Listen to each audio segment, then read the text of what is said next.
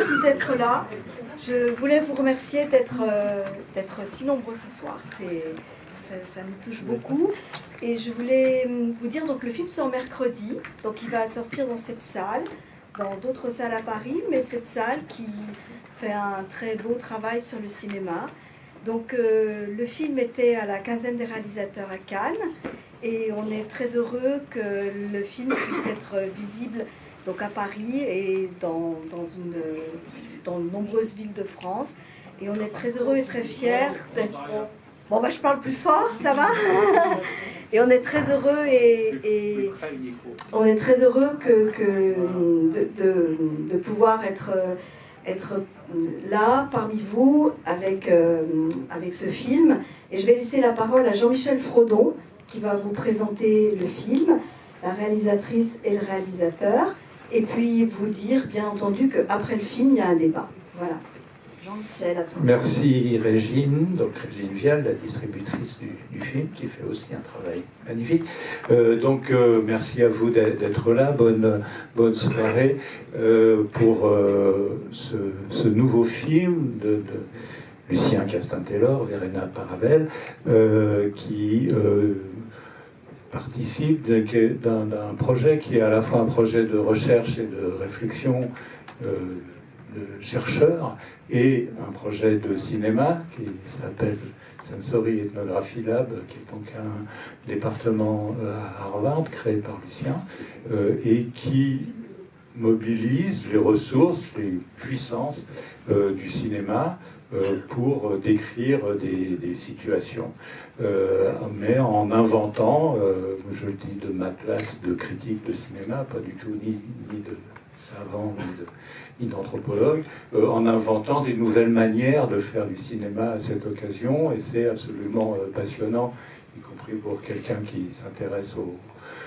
possibilités du langage cinématographique, de les voir à chacun des films. Donc c'est leur 4e long métrage ensemble, ils ont fait d'autres choses, mais après un film qui a eu une certaine visibilité, une certaine renommée tout à fait à juste titre, qui s'appelle Léviathan, et 2 autres qui ont moins de visibilité, un qui est sorti discrètement en salle, qui s'appelle Caniba, et l'autre qui n'est pas sorti en salle, qui s'appelle Somniloquis, mais qui à chaque fois invente des réponses de cinéma, d'images, de sons, de cadres, de montage, pour nous donner accès à des réalités du monde dans lequel nous vivons. Ce film aussi, De Humani Corporis Fabrica, se passe dans le monde de l'hôpital. On ne va pas décrire le film, je voulais juste quelques mots très, très généraux. Il se passe, comme sans doute beaucoup d'entre vous le savent déjà, en grande partie dans l'extrême proximité, voire à l'intérieur des corps humains, puisque à l'hôpital on s'approche beaucoup des corps, voire on y entre. Ça crée des réactions chez chacun d'entre nous. Je crois, je doute qu'il y a dans la salle des médecins ou des chirurgiens qui, bien entendu, ont une relation différente avec cette extrême proximité avec l'anatomie humaine. Ça ne veut pas forcément dire d'ailleurs qu'ils sont immunisés contre les effets que ça peut faire, mais pour tout le monde, c'est normal, évidemment. Je crois que c'est non pas malgré ça, mais avec ça, et grâce au travail du film, y compris, Verena me disait, moi je dis aux gens, si ça vous gêne à un moment, fermez les yeux. Bah oui, voilà, fermez les yeux. Ça peut-être, ça fait partie de nos relations avec nous-mêmes, notre corps, qui nous sommes, ou qui sont les gens que nous aimons, de quoi ils sont faits. Je crois que justement, ce film nous aide à nous déplacer par rapport à ça, et que c'est une de ses grandes beautés. Je vais laisser le micro un tout petit peu à Lucien et Verena, si vous souhaitez dire un mot. Et en tout cas, on se retrouve après pour parler avec vous. C'est ça qui sera important, ce sera de vous entendre, et évidemment d'entendre Lucien Castin-Taylor et Verena Paravel. Bonsoir, merci à tout le monde. Je reconnais, j'étais un peu dissipée. Je t'ai pas trop écouté, Jean-Michel, mais merci. J'ai entendu que c'était super ce que tu disais. Mais en fait, j'écoutais pas parce que je reconnais des gens dans la salle et je suis assez émue de reconnaître des gens qu'on a filmés, donc qui sont là ce soir. Et puis des gens que j'ai déjà vus dans les salles de cinéma 2, 3 fois déjà dans les avant-premières, donc c'est super agréable. C'est vrai que je dis de fermer les yeux, et hier on a présenté le film et il y a 3 ou 4 personnes qui sont venues me remercier à la fin du film d'avoir suggéré, plutôt que de partir, de fermer les yeux, parce que finalement ils sont restés et ils ont vécu, ils ont traversé ce film de façon complètement différente, et ils ont beaucoup aimé cette espèce de voyage où de temps en temps ils s'accommodaient de l'image, et de temps en temps ils ne pouvaient plus, et ils vivaient le film à travers le son, donc c'était complètement une autre expérience. Et puis ils regardaient aussi la salle, parce que c'est un film où on peut regarder la salle aussi, et donc des gens m'ont raconté qu'ils s'étaient accrochés à la personne à côté, donc ça crée des liens aussi. Donc ça peut être une nouvelle façon de se rencontrer, de regarder son voisin, de regarder ses pieds, tout ça. Et donc donc c'est une suggestion en fait, mais pour nous c'est pas un film qui est particulièrement difficile. Les médecins même, ça les fera rire à la fin de penser qu'il y a des gens qui trouvent ça compliqué, mais c'est vrai que Jean-Michel l'a très bien dit, mieux dit que moi, qu'on a une relation très complexe avec son propre corps, et que souvent en fait alors qu'on se gargarise par ailleurs de violence un peu partout, quand il s'agit de regarder son propre corps, souvent on préfère, les yeux préfèrent se clore en fait, pas voir ce qui dérange. Donc c'est une rencontre possible avec le corps qui nous a fascinés complètement. Je veux dire merci bien sûr au Reflet de nous accueillir, et puis aux Losanges de sortir le film, à Valentina bien évidemment qui est là et qui a produit le film, qui a coproduit le film. Voilà. Si vous êtes encore là tout à l'heure, on sera content de discuter avec vous. Merci. Allez. Bonjour, merci d'être venus si nombreux. Je parle français très mal avec un accent invraisemblable, donc je ne vais pas vous gêner trop. À la fin du montage, on croyait qu'on avait finalement réussi à faire un film qui n'était pas trop exigeant ou dérangeant, mais apparemment on n'a pas réussi et que ça divise quand même. Je voudrais simplement ajouter quelque chose qui est peut-être encore plus difficile à savoir, c'est qu'on n'a pas de paupières des oreilles, et des fois le son est plus dérangeant que l'image, donc ça active l'imagination, donc c'est encore plus difficile si vous décidez de faire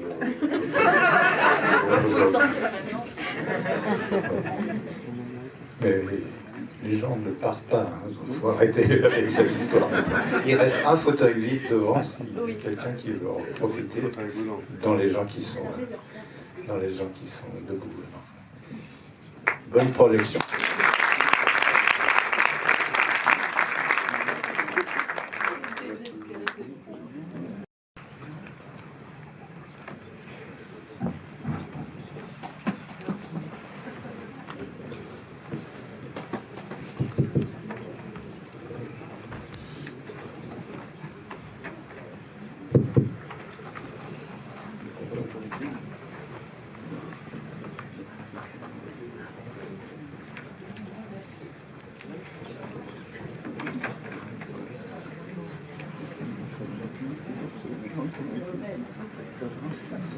Donc voilà, c'est jamais très facile d'enchaîner après un film, peut-être en particulier après celui-ci. Mais pour peut-être de manière très frontale, donner un peu de parole à Verena et Lucien. Peut-être on peut commencer avec le titre du film. Comme beaucoup d'entre vous le savent, mais pas forcément tous, donc Humani Corporis Fabrica, c'est d'abord le nom d'un ouvrage scientifique qui a joué un rôle décisif dans la naissance de l'anatomie et de la médecine moderne. Reprendre ce titre-là, pour vous, c'est se donner quoi comme projet, ou c'est être quel... vous placez comment par rapport aux pratiques de la médecine actuelle, hein, puisque c'est le film sur la médecine telle qu'elle se fait aujourd'hui. Je commence. Alors, bon, déjà, tous nos titres de films sont toujours des titres de travail. Et malheureusement, ou heureusement, je ne sais pas, souvent ils finissent par rester, par manque d'imagination peut-être. Celui-là est venu parce que c'est vrai qu'en découvrant, on le connaissait déjà, on connaissait déjà les tomes, les 7 tomes d'anatomie de Vessal, mais en fait, on s'est dit que à l'époque, c'était quand même une espèce d'acte complètement incroyable d'aller déterrer les cadavres, d'aller les chercher et d'avoir cette espèce de volonté comme ça de cartographier et de mettre à plat et d'essayer surtout de rectifier des erreurs, en fait, puisque c'était la première fois, je crois, que quelqu'un faisait de l'anatomie comme ça sur des animaux humains plutôt que d'autres animaux. Il y a encore plein d'erreurs dans le bouquin de Vessal, je crois, mais ça paraît prétentieux, bien évidemment, de reprendre le titre, mais l'idée, c'était de se dire qu'est-ce que ça serait aujourd'hui quelqu'un qui ferait l'équivalent de ce travail de dissection avec les outils qu'a la médecine aujourd'hui, et d'ajouter à ce qu'a fait au travail de Vessal, d'ajouter du son, de la couleur, du mouvement, et donc d'aller chercher les outils que les médecins ont empruntés au cinéma, puisque les médecins ont eux-mêmes emprunté au cinéma pour aller regarder le corps, pour aller le représenter, le visualiser, pour s'aider, en fait, pour s'aider de ces possibilités de représentation du corps, et de reprendre ça et de tirer tout ça vers le cinéma, et d'essayer de voir qu'est-ce que ça serait aujourd'hui, une espèce de volume d'anatomie moderne, post-Vessal. Alors c'est vrai que ça peut paraître prétentieux, mais il n'y a pas de volonté absolue de dire c'est une adaptation de ce que lui a fait. Mais c'est vrai que le titre était inspirant, parce que c'est aussi sur la fabrique, et que cette fabrique, en fait, elle fait référence, bien évidemment, à tous les tissus, au corps comme machine, et au-delà, bien évidemment, de la machine, mais aussi de l'hôpital comme cette grande maison, et de cette fabrique aussi, parce que c'est aussi une usine. C'est aussi une usine bien différente de plein d'autres usines, mais quand même. Donc voilà, c'était... je crois que je réponds pas super bien. Tu veux rajouter un truc plus malin? Non. Tu as dit ce travail de dissection qu'avait fait Vessal, mais c'est aussi, peut-être même surtout d'ailleurs, l'ouvrage, un travail de description. Ouais. Et c'est ce que vous faites aussi avec d'autres outils dans un autre temps. Et peut-être c'est intéressant, pas seulement pour des questions technique, même si les questions techniques sont importantes, mais aussi comme projet d'expliquer les moyens techniques que vous avez soit trouvés, soit inventés, soit fait rentrer dans l'hôpital alors qu'ils n'y étaient pas. Comment c'est fait? Ce que nous venons de voir, c'est fait. Comment? Il commence. Donc au départ, on s'est posé bien évidemment plein de questions. On avait à la fois aucune idée et plein d'idées. On avait vraiment envie au départ de faire un film qui se passerait qu'à l'intérieur du corps. Et l'idée, c'était dans nos conversations de rester tapis dans le corps et d'entendre ce qui se passe au-dessus. Et comme ça, d'avoir un écho de l'extérieur depuis l'intérieur pour accéder en fait à... Il y a une forme en fait, quand on rentre dans l'enveloppe du corps, en fait, on rentre dans une sorte de... on touche un peu à une infinitude plutôt qu'à une finitude. Donc c'est vraiment des paysages qui s'ouvrent et qui nous reconnectent à l'extérieur, mais à plein d'autres choses, au début, à la fin des temps.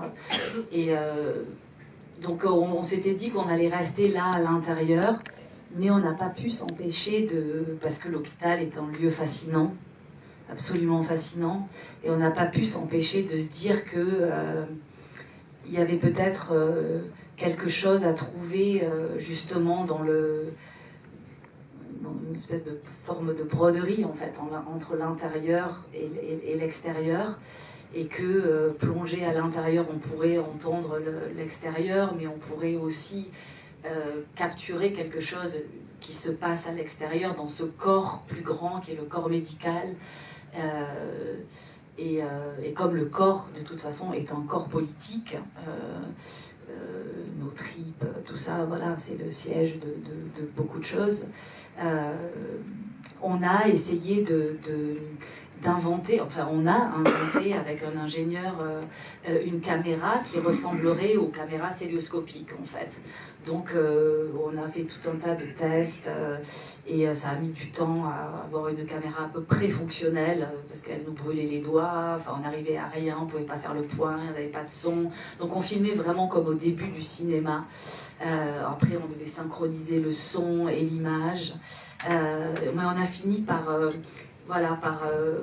avoir une petite caméra qui est comme un rouge à lèvres et qui, je crois, en fait, sont des caméras qu'on utilise dans les Formule 1 et qui a été trafiquée comme ça, et on avait un harnais et on pouvait voir ce qu'on filmait et finalement, en fait, on filmait avec la main, donc c'était un geste quoi, qui nous permettait à la fois de nous adapter au contexte d'un bloc qui est contraint par tout un tas de choses hygiéniques et de lois, on va dire, respectées, de stérilisation, etc. Donc c'est difficile de filmer dans un bloc parce qu'on ne peut pas avoir de perches. D'ailleurs, le son est vraiment merdique, vous avez pu le constater. Et c'est aussi parce qu'en fait, on ne pouvait pas filmer avec des perches.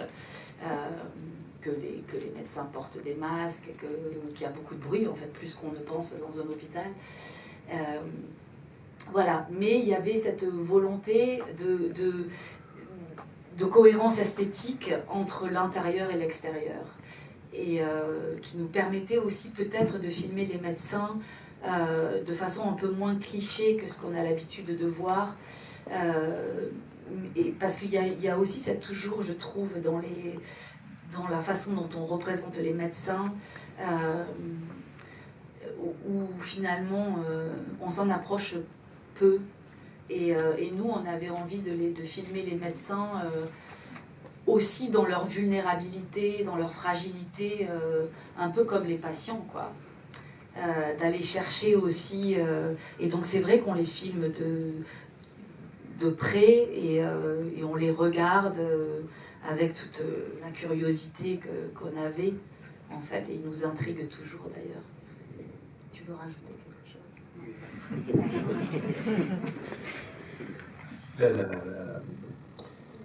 Là, tu as répondu en te référant à ce qui fait de toute évidence le cœur du film, si on peut dire, la partie la plus importante et quantitativement, peut-être, au moins en partie aussi, dans l'importance de tout ce que ça mobilise, mais qui n'est quand même pas tout le film, c'est tu as répondu de ce qui se passe dans les salles d'opération, dans les situations chirurgicales, mais c'est évidemment... ça devient le projet du film, je ne sais pas si ça l'était au début, mais à l'arrivée, qu'on voit aussi beaucoup, un nombre important de situations hors des opérations ou dans le corps, dans les interrelations entre les corps humains qu'il faut soigner et les gens qui s'en occupent, que ce soit les gardiens avec les chiens dans les couloirs, que ce soit dans la zone avec les gens en difficulté psychique, en fragilité, que vous accompagnez, etc. Et puis toute la fin, la fête, et puis cette salle où ça se termine. Et donc peut-être expliquer un peu comment le film il construit un espace. C'est pas un film sur les salles d'opération. C'est un film où les salles d'opération occupent une place centrale, majeure, entre autres pour des choses que tu as dites, tu as commencé à dire, mais qui fonctionne différemment, qui est pensé différemment. Comment ça, soit c'est prévu, soit ça bourgeonne, c'est un arbre qui pousse et qui étend des branches plus différentes.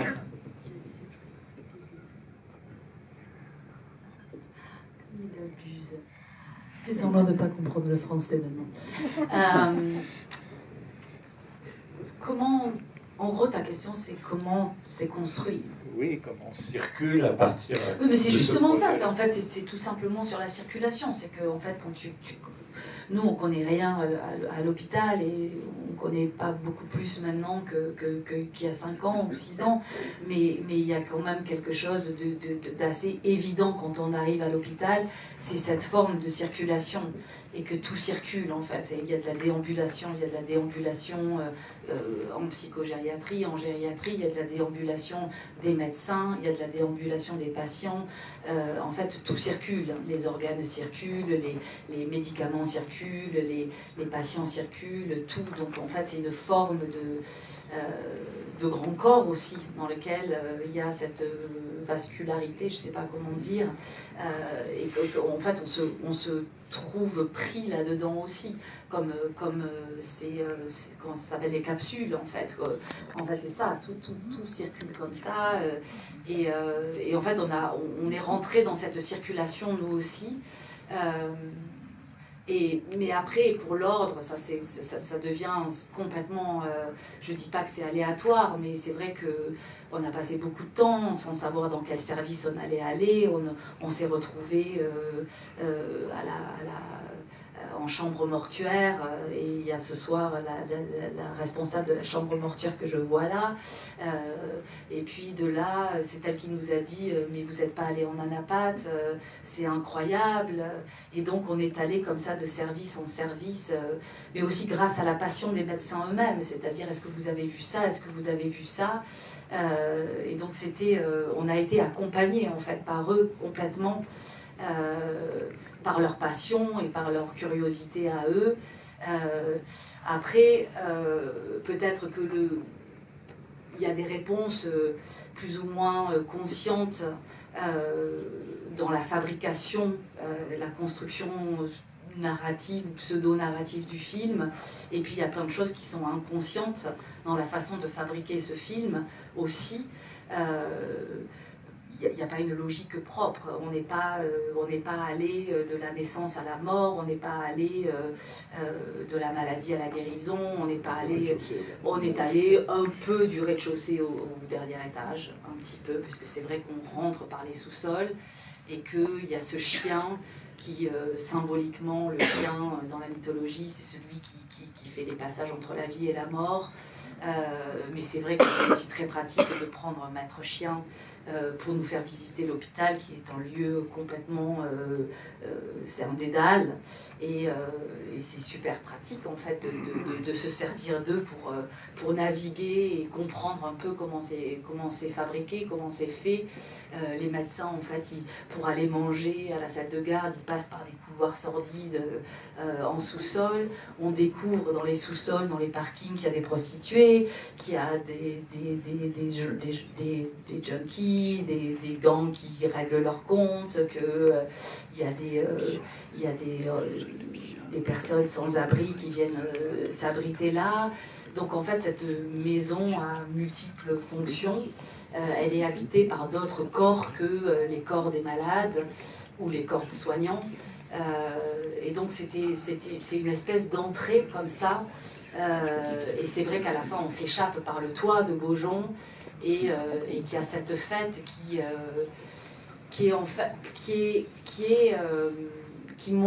est très importante en fait, parce que souvent les patients peut-être sont pas prêts à comprendre et à vouloir comprendre et à vouloir accepter qu'il y a de la trivialité dans les discussions, qu'il y a de la banalité dans la conversation entre les médecins, mais qui est une forme de trivialité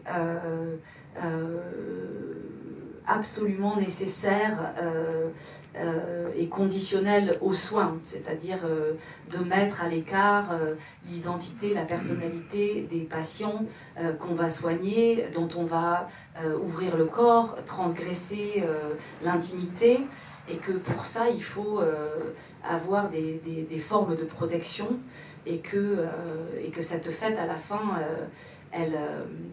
c'est une catharsis en fait, et c'est là où sexe, religion, mort, vie, tout se rejoint là,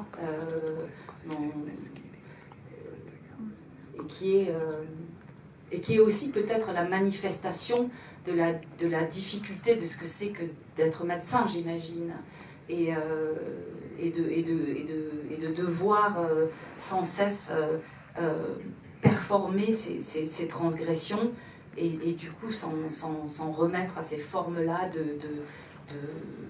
de grivoiserie, on peut dire, pour le dire comme ça, je ne sais pas si c'est le bon terme.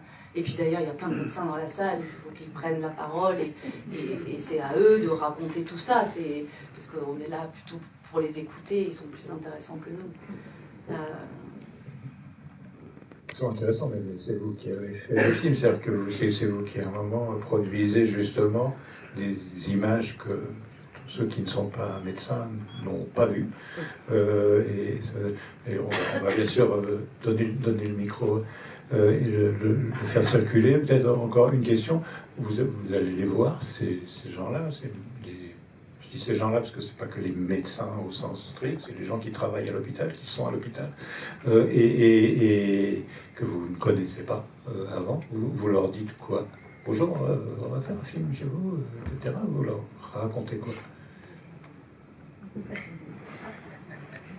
J'ai aucune confiance dans ma mémoire, donc j'espère que quelques soignants qui sont présents vont me corriger.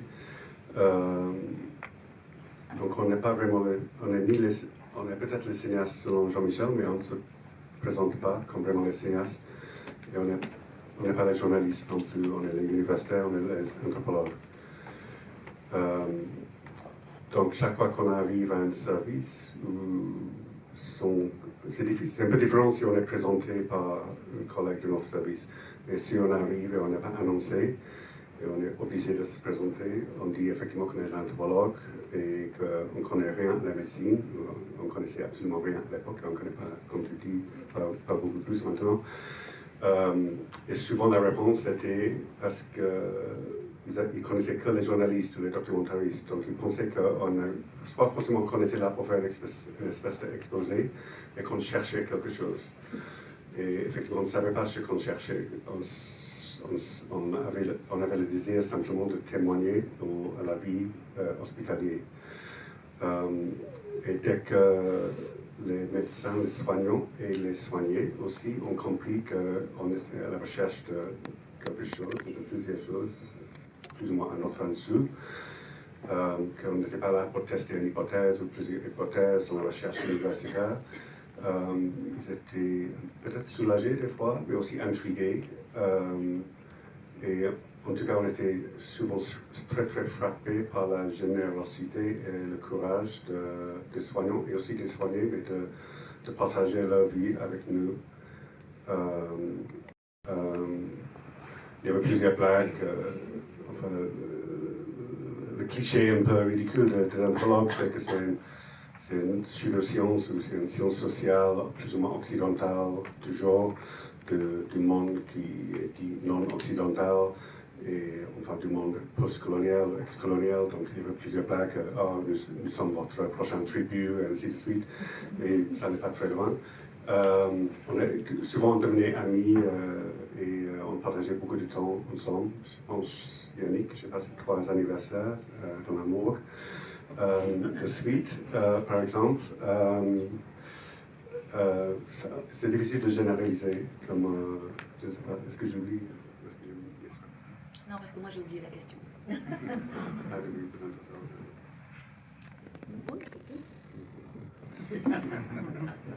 De toute façon, on va peut-être s'approcher de l'un ou l'autre aspect plus précis, mais plutôt avec vous. Est-ce qu'il y a des questions, des commentaires? Elle veut pas de micro. Elle veut pas de micro.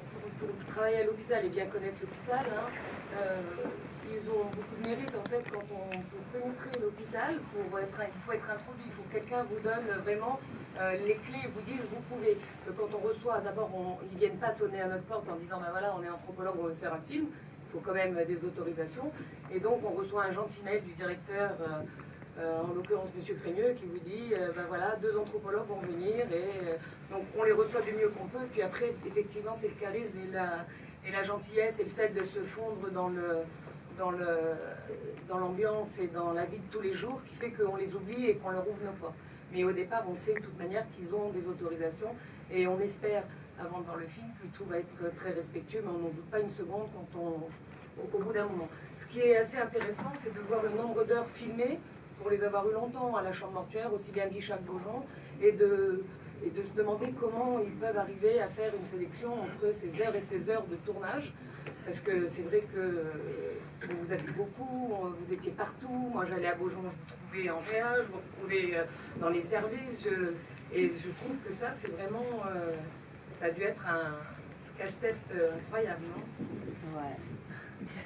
Un mot sur ce que vous aviez comme matériel tourné et sur le travail de montage, comment ça se fait enfin, dans la continuité de ce qui vient d'être dit. Il y a 350 heures, c'est ça? Ouais. Et donc, qu'est-ce qu'on fait avec 350 heures d'image pour ne faire que 1h40, 50? Vraiment, je sais pas de cacher derrière toi, mais j'ai vraiment pas de mémoire. La plupart de nos décisions de montage, et souvent aussi de tournage, mais vraiment de montage, sont inconscientes. Donc, et souvent, j'ai un certain avis un jour et verrai complètement contre, le lendemain, elle a pris mon avis de la vieille, et moi pareil. Ça a pris un long moment, en partie à cause de Covid, mais pas seulement, de réduire à peu près 350 heures à 10 heures.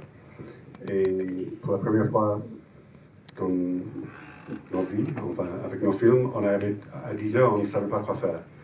On aimait bien les 10 heures. Enfin, c'était 10 heures, 1 minute. C'est un peu triste que c'était quand même plus court que Shoah. Mais on se demandait comment ça peut sortir en salle, 10 heures, 1 minute. Mais on avait du mal. Mais on a commencé à montrer aux producteurs et aux productrices. Et donc on a eu les réactions. Et d'aller de 10 heures à 2 heures, plus ou moins, c'était assez vite, je pense. Il y avait quand même beaucoup de compromis, beaucoup d'appareils, beaucoup de choses qu'on a dû exciser. Je pense que dans la version de 10 heures, il y avait 1 heure et demie de suite en psychogériatrie. Et et à un moment donné, on pensait à faire 2 films. Un film sur la psychogériatrie et un film sur la chirurgie, grosso modo. Dans le 1h30 en psychogériatrie, il y avait un plan séquence qui, à l'origine, durait 1h30, mais qu'on avait coupé à 50 minutes, qui était, si je ne peux pas trop immodeste, qui était extraordinaire, à 50 minutes, mais qui tuait tout le reste du film. C'était tellement extraordinaire, tellement puissant que le reste n'avait plus aucun mérite d'exister, effectivement. Donc on a dû vraiment, bizarrement, couper les choses qui étaient très chères à nous. Finalement, je pense que c'était vraiment grâce à Verena qu'on a décidé de couper ce qui restait de ce plan séquence en 3 parties. C'est le petit fragment qui reste dans le film, dans le psychogério, et d'intégrer le psychogério. Peut-être d'une façon qui n'est pas complètement convaincante, parce qu'effectivement, même si ce n'est pas plastiquement, matériellement, existentiellement, médicalement complètement à part du reste du film, c'est le seul service où on revient. Donc il y a une espèce de narration avec psychogériatrie qui n'est pas là pour les autres interventions, les autres séquences dans le film, qui est peut-être, enfin, à questionner. Il y a plein d'autres décisions aussi. Moi, je veux rajouter quelque chose parce que tu dis que c'était hyper vite de passer de 10 heures à 2 heures, mais c'était pas du tout. Excuse-moi, mais là, ta mémoire. Ça a pris un petit peu long. Ouais, donc ça c'est rapide pour moi. Moi aussi, c'est très rapide. Oui, bon, mais quand même, moi c'est toujours très compliqué de parler du montage parce que c'est pas un film de fiction et qu'il n'y a pas une histoire à raconter du début à la fin et qu'on se retrouve avec ce monticule d'heures et que quand on a fait enfin je sais pas, l'opération de l'œil, là je vois qu'il y a le chirurgien qui a fait des opérations de l'œil. Je sais pas combien on en a filmé et voilà, donc quel œil on va choisir. Donc il faut les regarder, tous ces yeux, toutes ces opérations, on les regarde, on les re-regarde, on les re-regarde. Les greffes, quand ça dure 15 heures une opération et qu'on a filmé 4 greffes de 15 heures, voilà, ou la prostate, 10 opérations de prostate filmées, laquelle on choisit, comment on l'a choisit, pourquoi on l'a choisit. C'était quand même très compliqué. Et puis il y avait des questions qui se posaient qui étaient d'un autre ordre, c'est-à-dire il y a eu toute cette question de Camille, qui moi était l'opération pour moi la plus belle, et il y a une opération qui m'a fait vraiment comprendre, peut-être qui m'a fait le plus approcher de ce que c'était que d'être en vie, je crois. Ou de vivre, ou de mourir, ou d'être là, sur ce seuil, entre les deux. Et je me suis battue jusqu'à la dernière minute pour que cette opération soit là. Et c'est là où ça devient vraiment intéressant, le montage. C'est que quand il y a quelque chose d'incroyablement bouleversant, on sait tous que c'est la plus belle opération, que c'est les plus belles images qu'on a jamais vues, que c'est là où on s'approche le plus de cette folie de prise de conscience de qu'est-ce que c'est que d'être en vie. Et pourtant, cette opération, elle ne peut pas rentrer dans le film. Parce que du point de vue du montage, en fait, ça tue le film. Et ça, c'est super compliqué à expliquer du point de vue de la narration cinématographique. C'est-à-dire qu'une opération qui est absolument fabuleuse, elle peut être en trop. Et en fait, il faut l'enlever pour que le film puisse respirer, exister, avoir un rythme, avoir une respiration. Et je sais pas, c'est comme quand on fait du Capla, on monte un truc comme ça, et puis on pose la dernière pièce qui est la plus belle, et qu'en fait tout s'effondre. Je sais pas, c'est peut-être con comme exemple, mais et c'était ce moment génial où on a montré le film à Louis-Charles, le docteur Castel qui est là-bas, au fond, je le vois, et qui nous a dit « Ah mais votre film, super, mais ça marche pas, votre film, parce que vous avez que de la chirurgie molle. » On s'est dit « Ah bon? Que de la chirurgie molle? Et alors, ça fait un film nul ?» Elle a dit « Ouais, ça marche pas. » Et du coup, il nous a forcés à aller en ortho. Et donc, on s'est tapé toutes les chirurgies de la colonne et tout ça, qui étaient incroyables.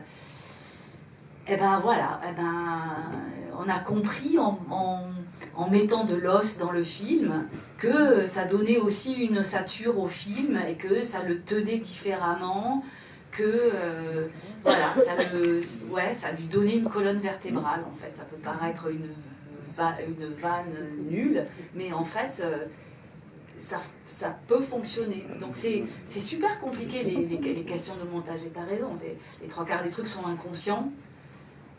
Et puis, il n'y a pas de vrai discours logique, il faut qu'il y ait ça là ou là, mais à la fin, on essaye vraiment de trouver l'équilibre et le bon équilibre, en fait, justement, entre les couloirs, entre la chair molle, les os, entre les dedans, les dehors, les couloirs, les chiens, les fêtes. C'est vraiment une espèce de truc comme ça qu'on essaye de trouver... pas si facilement. La vie qui arrive aussi. Et juste une autre question. Et quand est-ce que vous arrêtez de filmer? C'est le Covid qui vous a arrêté ou c'est... Parce qu'on avait l'impression que vous n'arrêteriez jamais. Mais tu as bien raison.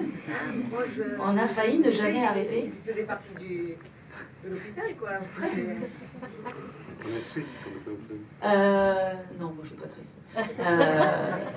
Moi l'hôpital c'est bon, mais même si vous nous manquez, mais non, le Covid, on a filmé pendant le Covid. Un peu, mais... Un peu.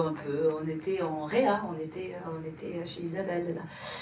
On est allé en Réa, on a filmé des trucs. On s'était dit pour le Covid, on avait trouvé quelque chose qu'on aimait bien. En fait, on avait filmé les familles qui parlaient aux patients qui avaient le Covid et qui souvent ne pouvaient pas eux parler, qui étaient sous respirateur, et il y avait cette espèce de dialogue qui n'en était plus un, qui était assez émouvant, mais par Zoom, ouais. Et voilà, c'est compliqué, donc tout ne peut pas rentrer, tout ne peut pas être là. On a décidé de ne pas se laisser coloniser par le Covid, même si ça marque une époque, même si... Mais je trouve que souvent dans les films qu'on essaye de faire, on essaye que le film, bien sûr, il marque toujours une époque, mais c'est aussi bien qu'il y ait quelque chose qui transcende un peu l'époque. Et qui, parce que de toute façon, c'est comme...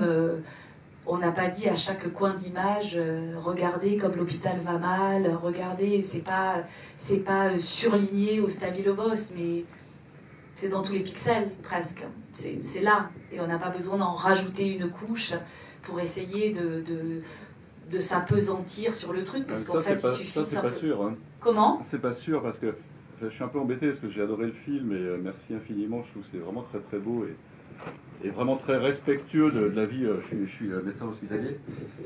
Je trouvais votre film tellement beau, émouvant et très réussi, et donc cette démonstration du corps-machine et au moins 3 échelles microscopiques, l'échelle du comportement humain et puis l'échelle de l'hôpital, la structure, donc la théorie systémique avec les 3 systèmes en résonance les uns avec les autres. Donc je trouve la démonstration est vraiment admirable.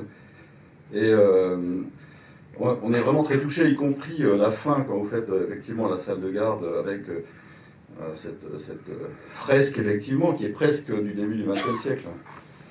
Parce que vous savez qu'il n'y a plus de salle de garde. Vous savez que le corps médical est malade. Oui. Et alors c'est pour ça que moi j'aurais envie de vous dire, mais est-ce que vous avez fait le premier chapitre? C'est-à-dire qu'actuellement, ce que vous avez montré, moi c'est la vocation avec laquelle on est rentré en médecine il y a 30 ans ou il y a 40 ans. Et aujourd'hui, en 30 ou 40 ans, moi j'ai vu l'hôpital s'effondrer, se détruire. On détruit les salles de garde parce que ça serait... il y a des tas de raisons néolibérales et managériales qui expliquent qu'on détruit les salles de garde. La salle de Beaujon, c'est une des dernières qui reste à Paris et en Ile-de-France. Il n'y en a plus. Vous avez entendu, on entend un petit peu les gens qui discutent, qui disent qu'il n'y a personne à l'accueil pour l'accompagner, etc., etc. Mais nous, on aurait besoin de vous pour faire le 2e chapitre maintenant. Ben, il y a 7 chapitres, il y a 7 volumes dans Deo Mani Corporis Fabrica. Donc, on y a pensé. C'est un vrai engagement. Mais bon, je suis émue par ce que vous avez dit, donc je sais pas, je parle pas. Oui, merci d'avoir fait le film. Moi, d'abord, j'ai trouvé qu'il y a une qualité remarquable dans la manière dont vous l'avez fait. C'est que d'habitude, tout observateur perturbe le système qu'il observe. Et vous avez réussi à être observateur sans perturber ce que vous observiez, ce qui est presque contraire aux lois fondamentales de la physique. Un deuxième sujet. Je me rappelle très bien quand même que vous avez dit que j'étais trop proche. On l'a dans mais ça ne m'a pas perturbé pendant que j'opérais. On a toujours la hantise d'un chirurgien, c'est l'infection. Et donc, voir une caméra et des corps étrangers arriver dans un bloc opératoire, on a la hantise toujours d'une augmentation du risque d'infection. Fort heureusement, il n'y a pas eu d'infection et elles sont devenues extrêmement rares. Moi, on voit, c'est un hôpital très laid. Hein, ces couloirs sont sordides. Tout le monde sait que Bichat, d'ailleurs, Bichat et Beaujon sont destinés à disparaître. François Crémieux, dont on a beaucoup parlé, a porté énormément le projet du futur hôpital Nord. Donc on voit quand même des monuments d'une architecture hospitalière qui sont dont la durée de vie va être finie, heureusement, et c'est des témoins d'une laideur hospitalière terrible. Mais moi je ne le vois pas comme un hôpital en crise, je le vois comme un hôpital très très laid. Enfin, il y a peu de pays dans le monde où n'importe qui peut avoir accès à des soins d'une aussi grande qualité de manière gratuite. Hein. Vous avez une culture américaine, je peux vous dire que le Mass Eye and Ear, que je connais bien, qui est le bâtiment de la même spécialité, personne ne suffirait soigner gratuitement comme c'est le cas en France. Et on parle tout le temps de l'hôpital en crise, mais on ne parle pas de cette qualité, de cette universalité d'accès aux soins qui est en France, certes dans une grande laideur, mais enfin avec des équipements qui sont extrêmement coûteux, on ne parle pas d'argent. Mais quand on voit le robot chirurgical, à la fois ce qui coûte et puis les consommables qui sont utilisés, qui viennent du monde entier, c'est des coûts considérables et qui sont absolument invisibles pour les patients. Donc oui, l'hôpital a des crises, mais il n'est pas si en crise que certains médias, à mon avis, veulent le dire. Et je pense que votre film, il n'entame pas du tout la confiance que les patients peuvent avoir en l'hôpital. Moi, et je ne vais pas trop monopoliser la parole longtemps, moi, ce qui m'a enthousiasmé dans votre film, en même temps extrêmement ému, c'est que vous voyez des médecins, et vous avez filmé des médecins qui sont dans une certaine expérience, même s'ils sont toujours accompagnés par des internes qui sont beaucoup plus jeunes. Le grand moment extrêmement difficile dans le passage de la vie de tout le monde à la vie médicale, c'est qu'on a 18 ans, 17 ans, 19 ans quand on rentre dans le monde médical. Et donc ce que vous montrez, quand on a un certain âge, on peut l'encaisser, mais l'encaisser quand on a 20 ans, et passer brutalement dans la compréhension à 20 ans qu'on est vulnérable, qu'à tout moment il peut se passer quelque chose, qu'on voit des gens souffrir, on voit des gens mourir, etc., et qu'on comprend ce que ça va être la vieillesse à 20-21 ans, c'est presque intolérable. Et la salle de garde, vous avez parlé tout à l'heure de catharsis, c'est vrai. Moi j'ai vécu et j'ai défendu les salles de garde bec et ongle, et j'ai été extrêmement triste de leur disparition. Parce qu'à 20 ans, quand on est confronté à cette souffrance, à ça, quand on prend conscience que ça, alors que les copains, eux, ils sont en école d'ingénieur, en école de commerce, en école de cinéma, mais ils n'ont pas du tout ce choc. Pour éviter le syndrome post-traumatique, qui est parfaitement décrit chez les soldats, mais qui est absolument inconnu chez les médecins, il y a ce besoin fondamental de régression pendant quelques heures par jour. Et peut-être que même à 60 ans, quand je fais trop de blagues à la maison, un peu souvent, c'est ce besoin un petit peu de retomber en enfance chaque jour qui me paraît extrêmement important pour que le corps médical reste sain. Voilà, merci d'avoir fait le film, c'est très beau.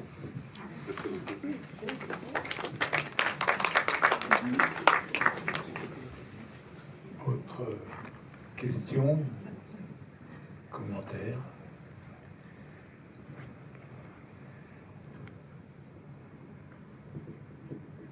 Il y a un enjeu, on l'entend, mais je trouve que ça mériterait qui est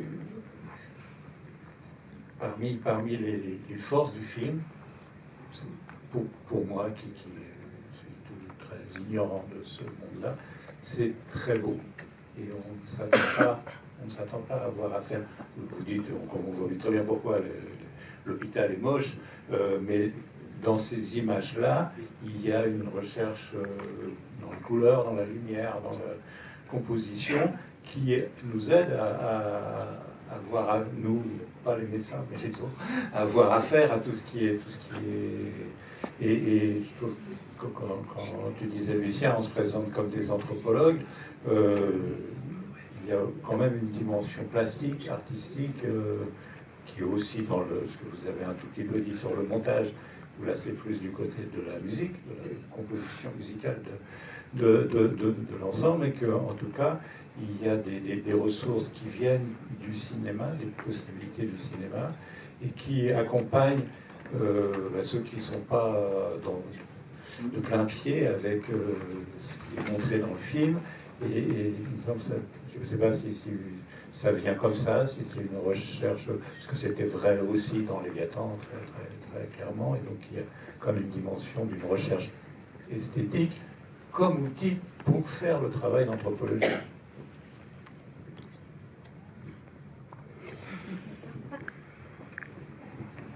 Je ne sais pas quoi dire, franchement. En fait, l'étymologie du mot esthétique, c'est simplement sensoriel. C'est pas un truc artistique ou ornemental du tout. C'est l'expérience sensorielle qui nous appartient tous, surtout dans le cinéma. Malheureusement, la plupart des documentaires ne sont pas très riches avec l'expérience sensorielle, contrairement aux films de fiction. Et on trouve que c'est pas vraiment défensible. Donc c'est vrai qu'on essaie d'avoir une esthétique cinématographique qui n'est pas forcément l'esthétique du réel. D'abord, il n'y a pas de l'esthétique du réel. Chacun de nous a notre propre esthétique qui change aussi à l'intérieur de chaque soi aussi. Mais je ne dirais pas qu'il y a une recherche esthétique, mais c'est vrai qu'on y partage plus ou moins, malgré nos infinies différences, plus ou moins une esthétique d'immersivité, de proximité, d'intimité. Et on n'est pas indemne aux questions esthétiques. Mais c'est vrai qu'on ne veut pas imposer une esthétique qui nous paraît de ne pas appartenir au monde profilmique, au monde devant la caméra. Donc c'est vrai qu'on est souvent rapproché de filmer d'une façon trop claustrophobe, trop proche, comme s'il n'y a jamais de gros plans dans la vie réelle, qui n'est pas du tout le cas, même si il n'y a personne à côté de moi qui ne peut pas dire que j'ai un gros plan sur quoi que ce soit maintenant, sauf peut-être ton œil gauche. Mais on change sans cesse dans la vie de l'angle de vue et on essaie de donner, de révéler le monde avec une caméra et de s'en servir souvent, mais pas toujours, de l'esthétique de proximité qui nous montre le monde autrement que ce qui est possible avec l'écriture plate, mais avec une vue un peu glaciale ou un peu distanciée.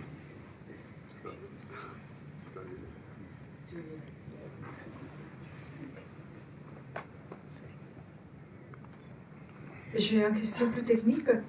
Je voulais juste savoir, quand vous travaillez en binôme, comment vous décidez le partage de tâches, qui fait quoi? Grosso modo. Je fais tout. Non, on n'a pas de division des rôles comme ça. En fait, ça dépend des films. Et là, par exemple, sur ce film, on avait donc cette espèce de petite caméra qui marchait à moitié. Et celui qui faisait l'image ne faisait pas le son. Celui qui faisait le son ne faisait pas l'image. Et donc, quand on est fatigué, on change. Et comme le tournage a duré pas mal de temps, puisque en fait, la dernière fois, on a lu un article dans l'IB, c'était en 2014. Tu as dit que c'était un entretien avec nous en 2013. En 2013, on parlait déjà de ce projet.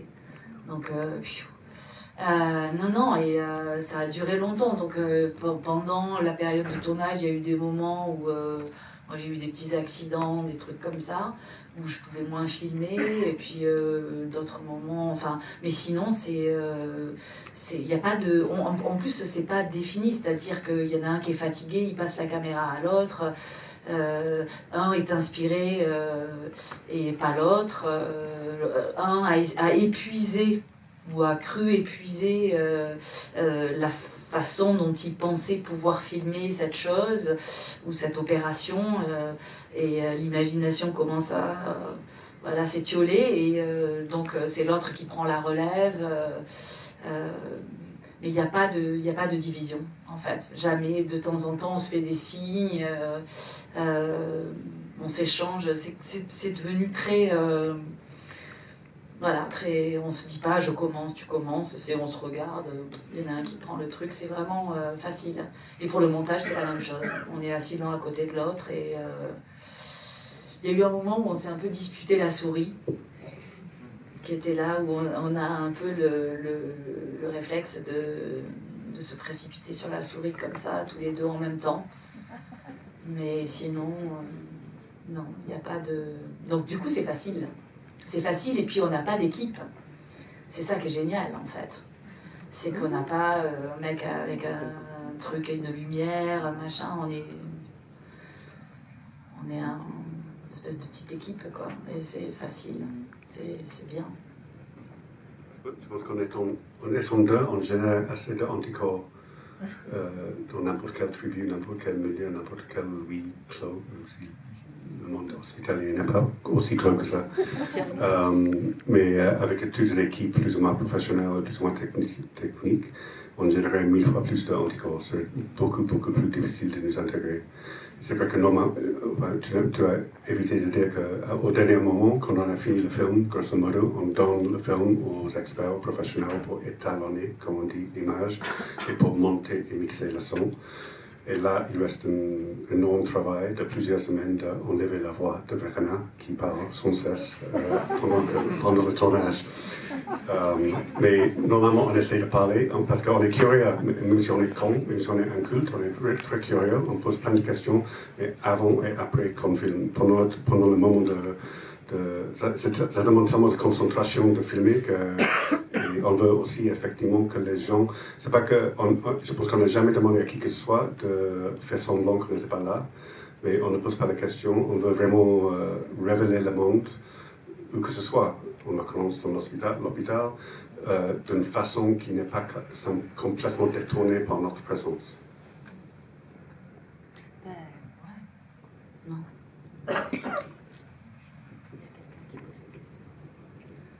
Merci, bonsoir. J'ai deux questions qui n'ont rien à voir l'une avec l'autre. La première, c'est moi, la partie que j'ai bien aimée, parce que je l'ai bien comprise, c'était celle sur l'opération de la colonne vertébrale. Parce qu'au début, on voit la radio de la colonne, et à la fin, on voit la radio de la colonne avec la ferraille, quoi. Par contre, dans les autres séquences, j'ai eu plus de mal, parce que je ne voyais pas où était le début, forcément, et de quoi il s'agissait. Et en fait, je me demandais tout le temps, est-ce qu'on pourrait avoir juste l'explication de qu'est-ce qu'on voit? Et voilà, là j'étais un petit peu bloquée par ça. Et ma deuxième question... je m'en souviens plus. Alors, je réponds à la première et après, ça va vous revenir peut-être.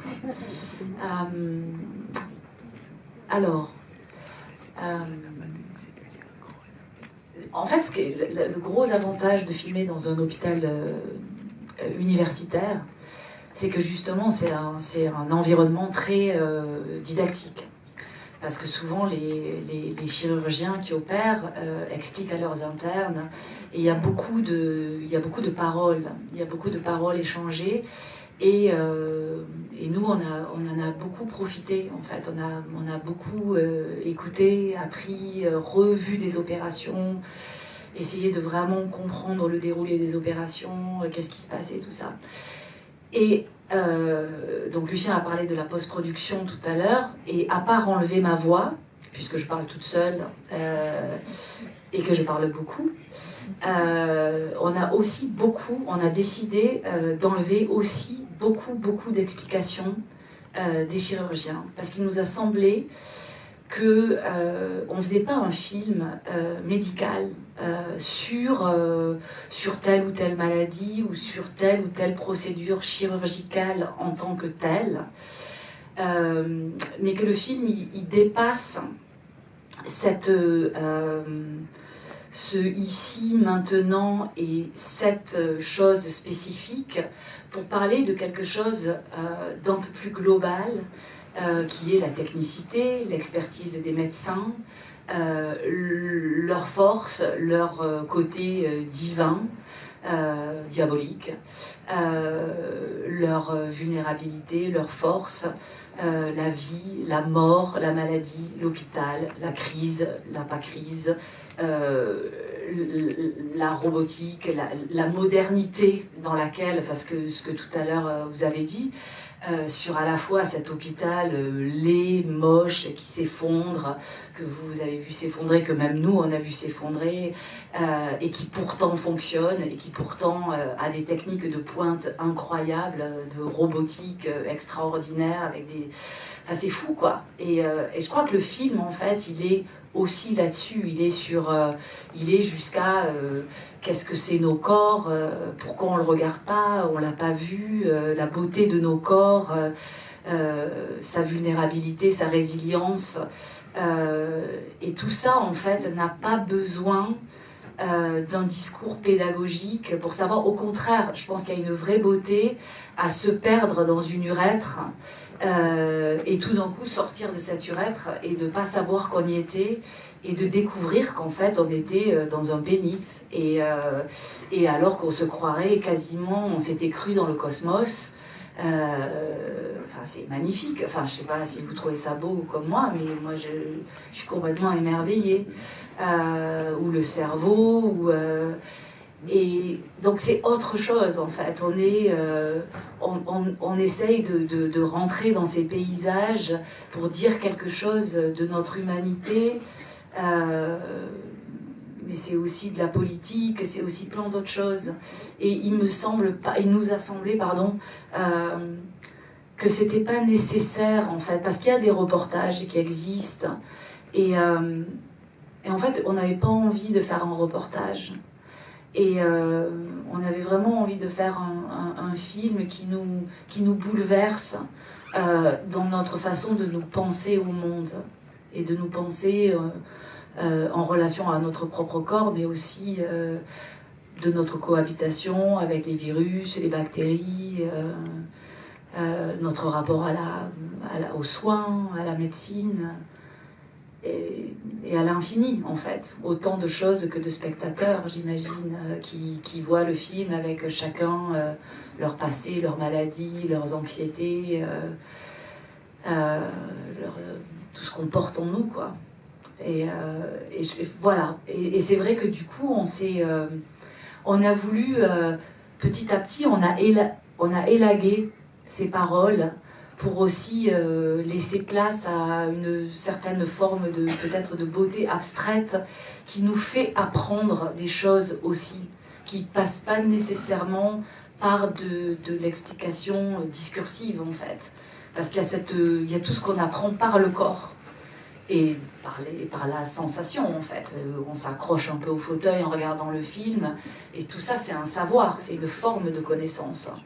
Et je pense qu'on est plus à la recherche de cette forme de connaissance-là, de cette intelligence du corps, que les médecins connaissent aussi en fait, très bien d'ailleurs. Et c'est peut-être ça qu'on recherchait plus que... Mais je comprends, j'entends très bien votre question et vos interrogations sur le fait qu'on n'a pas été très explicite, et qu'on n'a pas aidé, on n'a pas soutenu la compréhension. Mais je pense qu'on a essayé autre chose, en fait. Merci. Et ma deuxième question, c'était, j'ai pas compris votre caméra, la caméra que vous vous êtes fait. À quoi elle vous servait? Parce que j'imagine que vous filmiez aussi les écrans, peut-être des chirurgiens. Enfin, voilà, comme je ne connais pas le monde médical, je ne sais pas ce qui est visible et pas visible. J'imagine bien en effet que dans une loupe binoculaire, vous n'avez pas accès, mais voilà, En fait, vous dites que c'était quelque chose de petit comme un stylo à lèvres, mais ça vous servait à quoi et quand est-ce que c'était des images de l'hôpital?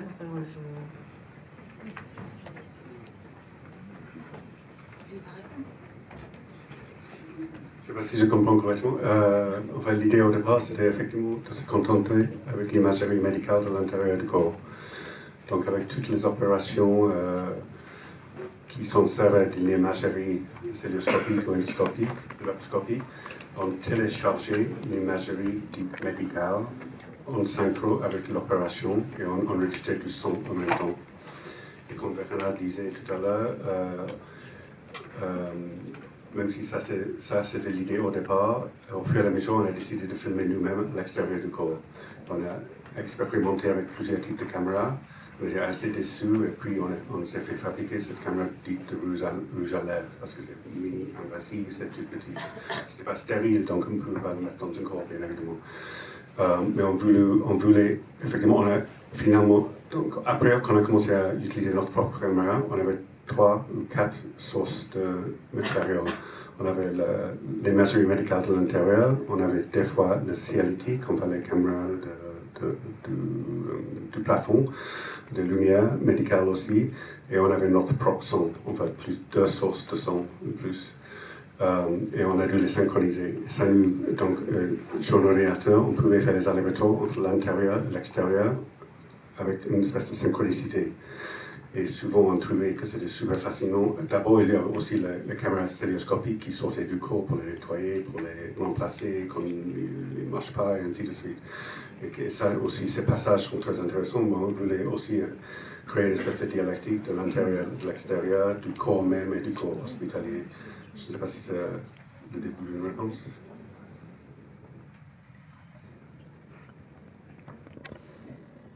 Une question. Bonsoir, déjà je voulais vous remercier pour ce film. Alors moi j'aurais une question par rapport à votre rapport du coup à la chair. Ce que je trouve hyper intéressant, c'est que vous en avez parlé, le rapport au cosmos. Et je trouve hyper intéressant de faire une toute petite caméra pour rentrer dans l'infiniment petit, de tirer des images qui deviennent infiniment grandes et quand même garder la transition pour ce rapport d'échelle constant. J'ai l'impression, quelque part, vous imprimez sur des scènes l'infiniment petit gigantesque et vous le redimensionnez totalement, ce rapport d'échelle, et je trouve ça assez fascinant. Et du coup, il y a quelque chose que j'ai peut-être manqué dans le film, je vois pas ce que c'est votre rapport du coup à la chair par rapport... est-ce que c'est un terrain de jeu enfin, je m'exprime peut-être mal, un mot me manque, mais je me demandais qu'est-ce que c'était votre rapport par rapport à ça. Je ne sais pas répondre. Mon rapport à la chair. À pervers, il dit. Sûrement, mais je ne sais pas. Tu sais répondre? Je pense que c'est une question hyper intéressante, mais assez complexe, donc il n'y a pas une seule ou même un certain nombre de réponses. Je pense que le film à la fin, j'espère, et il paraît que ce n'est pas complètement inintéressant sur le monde hospitalier, avec son laideur, mais aussi sa beauté, avec toutes ses compétences et toutes ses difficultés en France et mondialement, maintenant et avant et dans le futur. Mais je pense, au fond, c'est un film sur le corps, y compris peut-être la chair. C'est quoi la différence entre la chair et le corps aussi? Chair, le corps, et l'âme, ouais. Donc effectivement, c'est quoi la relation sujet-objet et c'est quoi la relation esprit-corps, surtout dans les séquences en psychogériatrie. Qu'est-ce qu'il y a qui reste du soi et de l'esprit, si vous voulez, avec ses passions qui approchent la fin de leur vie. Donc c'est une question qu'on pose, mais que personne ne peut finalement répondre. Je pense qu'il y a je pense que notre relation, la relation de nous tous à notre propre corps est tellement pervers. C'est-à-dire, c'est l'objet le plus pervers et singulier dans nos vies. C'est l'objet, le sujet, c'est le truc, il n'y a pas d'autre mot, c'est à la fois un objet et un sujet. auquel on a une relation la plus intime au monde et auquel on est aussi le plus aliéné au monde. C'est l'objet le plus présent et le plus prépondérant dans nos vies, et c'est l'objet aussi, l'objet sujet aussi le plus insaisissable, le plus élusif dans nos vies. Donc tout ça c'est le corps, tout ça c'est la chair, c'est l'esprit aussi, c'est la cognition aussi, c'est la conscience, c'est l'inconscient, mais c'est la chair. Et dans le film on essaie d'approcher le corps, même si c'est un peu tabou et transgressif, et de montrer que cette dichotomie, cette binôme, c'est pas en français, entre corps et esprit, entre sujet et objet, ne tient pas. Donc tout est dans la chair finalement. Je voulais juste savoir si, quand le film va sortir, il y a une interdiction ou c'est tout public? C'est interdit au moins de 12 ans. De 12 De 12. Et c'est interdit au moins de 12 ans. Mais on s'est battu, Valentina et Régine devant là, se sont bien battues toutes les deux, parce qu'on devait avoir un avertissement. Et partout, sur tous les affiches, les cinémas, partout où le film apparaît, où une affiche apparaît, il devait y avoir écrit cette phrase. Ceci n'est pas à proprement parler un documentaire, mais c'est une succession d'images dont la violence peut choquer, voire traumatiser les spectateurs. Et donc, on s'est dit, tiens, si c'est pas un documentaire à proprement parler, ça doit être un documentaire à salement parler, peut-être. Et donc, moi, ça m'a un peu énervé, cette histoire. Qu'est-ce qui a écrit cette phrase? Les mecs du comité de classification. Et donc, en fait, on a réussi à avoir une phrase un peu moins inepte. C'est quoi maintenant? Qui est maintenant certaines images interdites au moins de 12 ans avec un avertissement. Certaines images sont susceptibles de heurter la sensibilité des spectateurs, le truc bateau qu'on connaît pas. Voilà. Quelque chose, Verena, c'est qu'en fait, moi je ne suis pas médecin, hein, vous l'avez compris, je suis cadre de santé. Et ce film, c'est quand même un bel hommage à la médecine et aux médecins eux-mêmes. Je trouve que ça montre vraiment, on confie nos vies à tous ces médecins, parce que moi je suis pour le don d'organes, pour le don du corps. Je veux dire que c'est quand vous manipulez tous ces robots qui sont quand même pas... Alors bien sûr, vous êtes la génération des...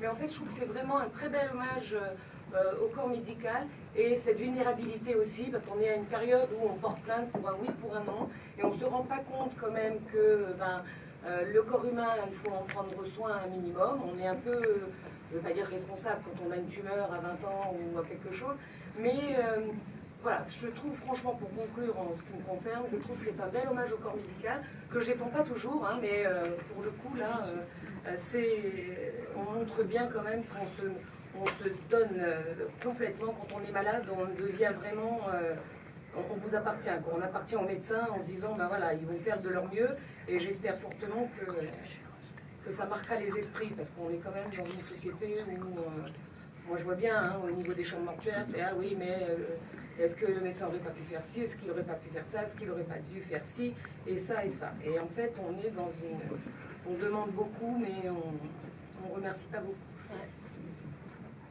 Merci.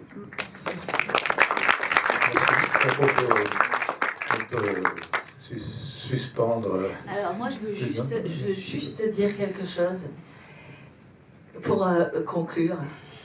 Et je suis hyper heureuse ce soir. Est-ce que tu sais pourquoi, Jean-Michel? Alors, parce que c'est le premier débat, c'est le premier débat où personne n'a posé la question du consentement, et j'en suis ravie. Voilà, donc merci à vous, parce que tous les autres débats, c'était que ça, et que ça. Et là, j'ai passé la meilleure soirée. Merci. Oui, alors quand même, la question du consentement. Et là, tout le monde doit se précipiter.